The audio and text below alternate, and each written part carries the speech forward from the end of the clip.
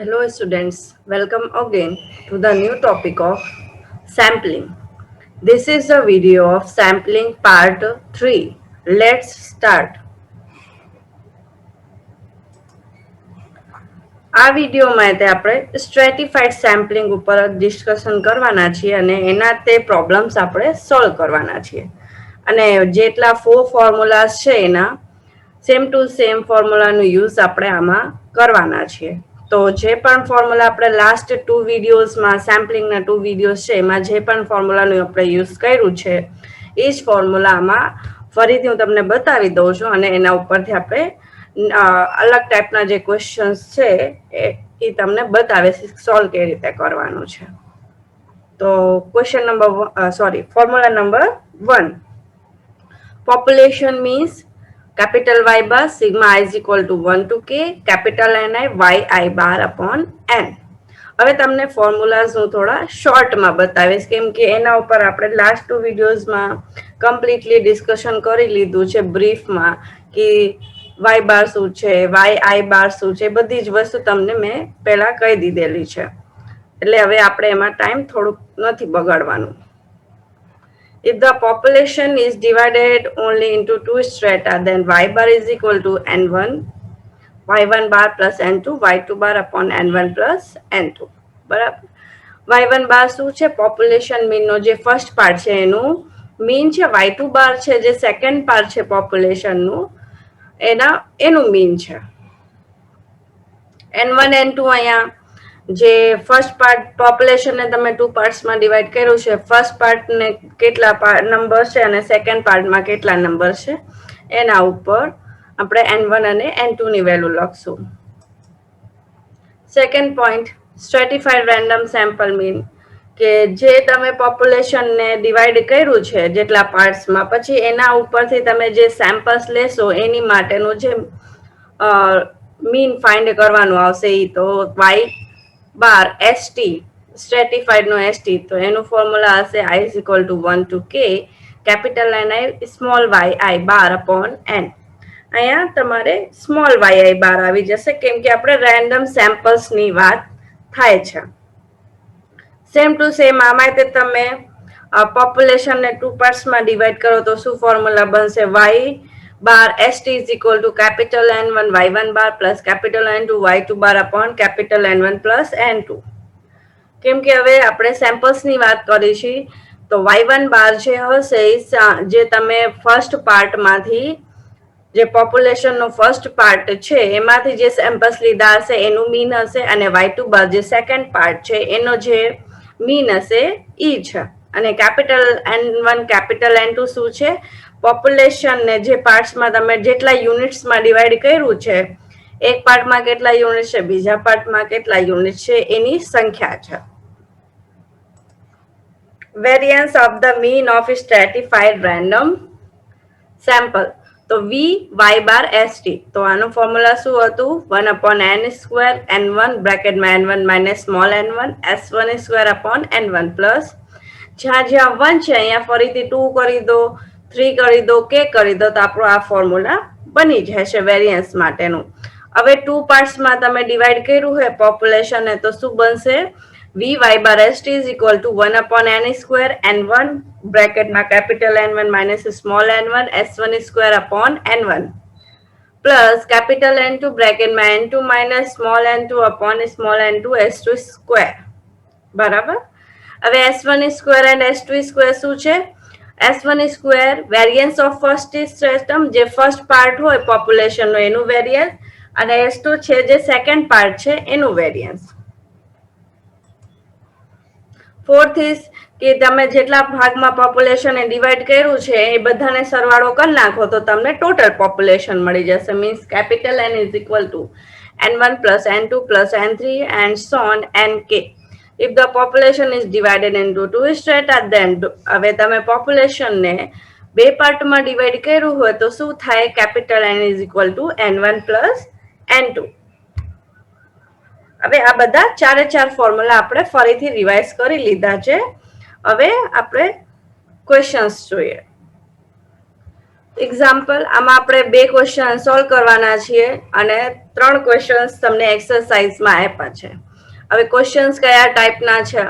Question number 1, a population is divided into 2 strata. Population ને 2 પાર્ટમાં divide કર્યું છે. The observation of the first stratum are 5, 7, 8, 11 and 14. જે first part છે એના observations તમને ગિવન છે 5, 7, 8, 11 and 14. And those of the second stratum are 6, 7, 8 and 11. Second સ્ટ્રેટમમાં કેટલા observations તમને ગિવન છે? 6, 7, 8 and 11. Sample of size 3 from the first stratum and of size 2 from the second stratum are taken. જે first part છે એમાંથી sample size કેટલું છે? એનું 3 લીધું છે. ફર્સ્ટ પોપ્યુલેશનમાંથી 3 સેમ્પલ સાઇઝ છે અને સેકન્ડ પોપ્યુલેશનમાંથી જે સેકન્ડ પાર્ટ છે એમાંથી સેમ્પલ સાઇઝ 2 લીધું છે. Find the variance of the stratified mean. તમારે શું ફાઇન્ડ કરવાનું છે? Variance of the stratified means કી capital V Y bar S T એ તમારે ફાઇન્ડ કરવાનું છે. તો એની માટે આપણે કઈ કઈ વેલ્યુ જોઈએ? તો સૌથી પહેલા આપણે જે ક્વેશ્ચનમાં ગિવન છે એ લખી લઈએ.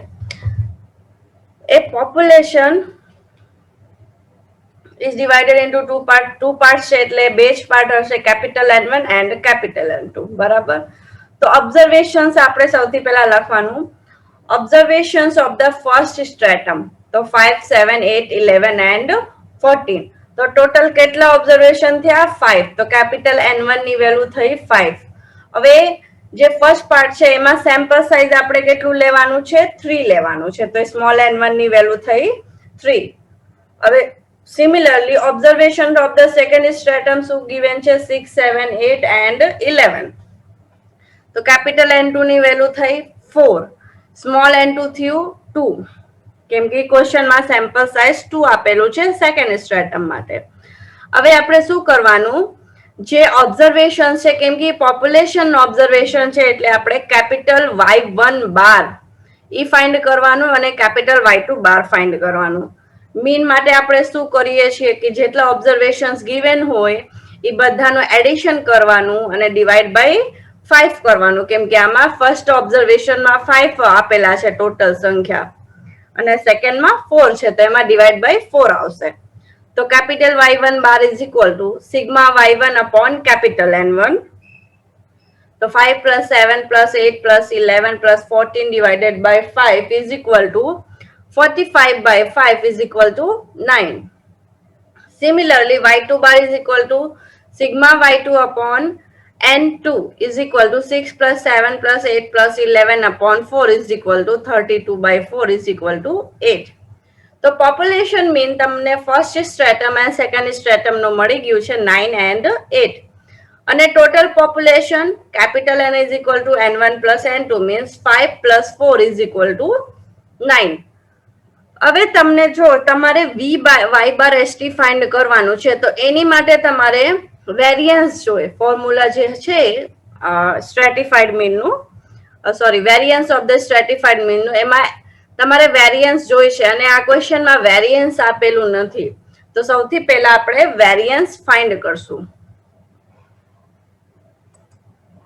તો વેરિયન્સ માટેનું ફોર્મ્યુલા છે, આપણે સિમ્પલ રેન્ડમ સેમ્પલિંગમાં તમને જેવી રીતે વેરિયન્સ ફાઇન્ડ કરાયું છે, જેવી રીતે શીખડાયું હતું એવી રીતે તે આપણે સોલ્વ કરવાનું છે. એટલા માટે તે આપણે પોપ્યુલેશન મીન ફાઇન્ડ કર્યું.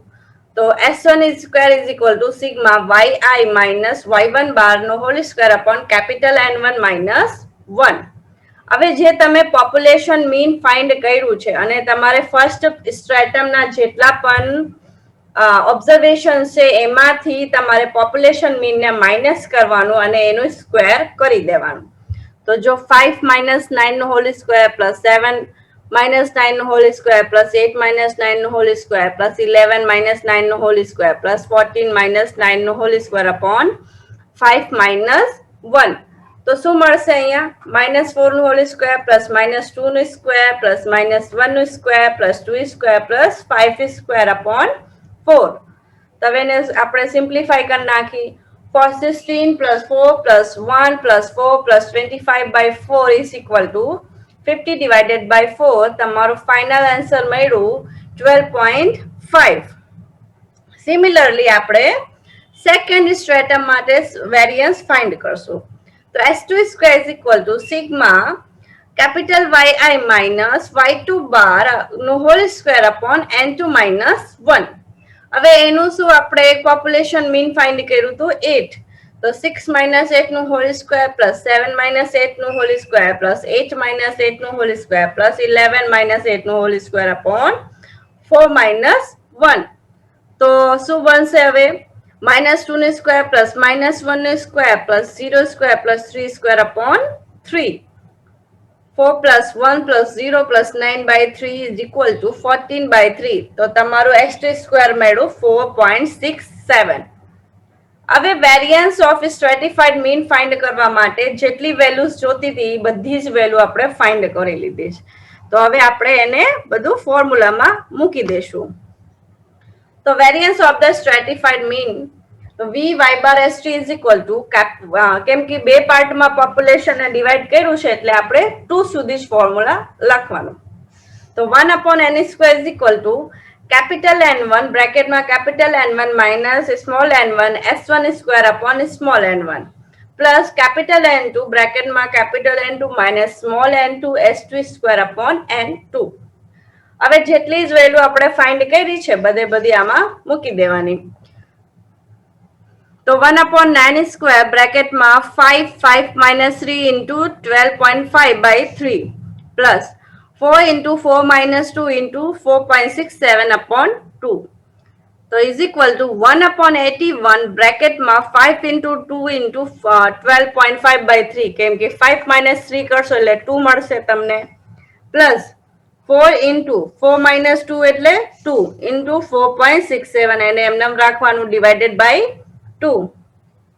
હવે ઉપર બધાનું મલ્ટીપ્લાય કરી નાખો બે બાજુ તો શું મળી જશે અહીંયા 12 એમનામ રાખો 1 upon 81 બ્રેકેટમાં 125 by 3 plus 37.36 divided by 2. હવે ડિવાઇડ કરી નાખો બે ને તો 1 upon 81 બ્રેકેટમાં 41.67 plus 18.68 બેનું સરવાળો કરશો એટલે મળશે તમને 60.35 અને 12 ની જે વેલ્યુ છે ડિવાઇડ બાય 81 ને એમનામ રાખવાનું. તો ફાઇનલ આન્સર તમને મળશે V y bar st નો 0.75. આપણે આ ક્વેશ્ચનમાં આ જ ફાઇન્ડ કરવાનું હતું. બરાબર. હવે નેક્સ્ટ ક્વેશ્ચન આપણે એવી રીતનું સોલ્વ કરવાનું છે તો તમને કોન્સેપ્ટ ક્લિયર થઈ જાય. તો આમાં જો 10 ઓબ્ઝર્વેશન્સ આપેલા છે. Question number 2, 10 observation of the population are divided into 2 strata. એને તે બે પાર્ટમાં ડિવાઇડ કર્યું છે. First strata having observation 15, 17, 9 and 7 and the second strata having observation 22, 26, 40, 32, 56 and 64. 2 observations are randomly selected from first strata and 3 from second strata. Find the variance of the mean of stratified random sampling. હવે જો random samples first પાર્ટમાંથી કેટલા લીધા છે 2 લીધા છે અને second પાર્ટમાંથી 3 લીધા છે. સેમ ટુ સેમ પ્રોસીજર આપણે આ ક્વેશ્ચનમાં કરવાના છે જેવી રીતે ક્વેશ્ચન નંબર 1 સોલ્વ કર્યું. તો સૌથી પહેલા આપણે શું લખવાનું ઓબ્ઝર્વેશન્સ લખવાના. તો observations of the first stratum 15, 17, 9 and 7. તો કેપિટલ N1 ની વેલ્યુ થઈ 4 અને સ્મોલ n1 ક્વેશ્ચનમાં આપેલું છે 2. સેકન્ડ સ્ટ્રેટમનો ઓબ્ઝર્વેશન્સ 22, 26, 40, 32, 56, 64. તો કેપિટલ N2 ની વેલ્યુ થઈ તમારે 6 અને સ્મોલ n2 તમને 3 રેન્ડમ સેમ્પલ્સ આપેલા છે ક્વેશ્ચનમાં. તો સૌથી પહેલા આપણે પોપ્યુલેશન મીન બે નું ફાઇન્ડ કરી લેશું ફર્સ્ટ સ્ટ્રેટમનું એન્ડ સેકન્ડ સ્ટ્રેટમનું. તો y1 bar is equal to શું થશે sigma y1 upon capital N1 is equal to 15 plus 17 plus 9 plus 7 by 4 is equal to 48 divided by 4 is equal to 12. Similarly y2 bar, so sigma y2 upon N2. So 22 plus 26 plus 40 plus 32 plus 56 plus 64 divided by 6 is equal to 240 divided by 6 is equal to 40. હવે total population કેટલું છે તો capital N is equal to capital N1 plus capital N2 is equal to 4 plus 6 is equal to 10. હવે શું find કરશું આપણે variance. તો S1 square is equal to sigma yi minus y1 bar no whole square upon capital N1 minus 1. तो 15 minus 12 no whole square plus 17 minus 12 no whole square plus 9 minus 12 no whole square plus 7 minus 12 no whole square divided by 4 minus 1. तो यहाँ શું આવી જશે 3 square plus 5 square plus minus 3 square plus minus 5 square divided by 3. તો હવે square કરી નાખો બધાનું. તો 9 plus 25 plus 9 plus 25 divided by 3 is equal to 68 divided by 3. તો S1 square તમને મળી ગયું 22.67. હવે સિમિલરલી આપણે S2 square ફાઇન્ડ કરશું. તો sigma yi minus y2 bar નો whole square upon n2 minus 1. So 22 minus 14 square plus 26 minus 14 square plus 40 minus 14 square plus 32 minus 14 square plus 56 minus 14 square plus 64 minus 14 square upon 6 minus 1. તો અહીંયા શું મળશે minus 18 square plus minus 14 square plus 0 square plus minus 8 square plus 16 square plus 24 square upon 5. બધાનું square કરી નાખો. તો 324 plus 196 plus 0 plus 64 plus 256 plus 576 divided by 5. બધાનું addition કરશો એટલે મળશે તમને 1416 divided by 5. તો S2 સ્ક્વેર તમને મળી ગયું 283.2. હવે શું કરવાનું હવે ખાલી આપણે વેરિયન્સ ઓફ સ્ટ્રેટિફાઈડ મીનમાં ફોર્મ્યુલામાં બધી જ વેલ્યુ મૂકી દેવાની. તો vy bar st is equal two કેમ કે બે પાર્ટમાં પોપ્યુલેશનને ડિવાઈડ કર્યું છે તો આપણે 2 સુધી જ ફોર્મ્યુલા લખવાનું. તો 1 upon n સ્ક્વેર બ્રેકેટમાં capital N1 into capital N1 minus small n1 into S1 square upon small n1 plus capital N2 બ્રેકેટમાં capital N2 minus small n2 into S2 square upon small n2 values મૂકી દો બધી. તો is equal to 1 upon 10 square બ્રેકેટમાં 4 into 4 minus 2 into 22.67 divided by 2 plus 6 into 6 minus 3 into 283.2 divided by 3. હવે બધાનું multiply કરી નાખો.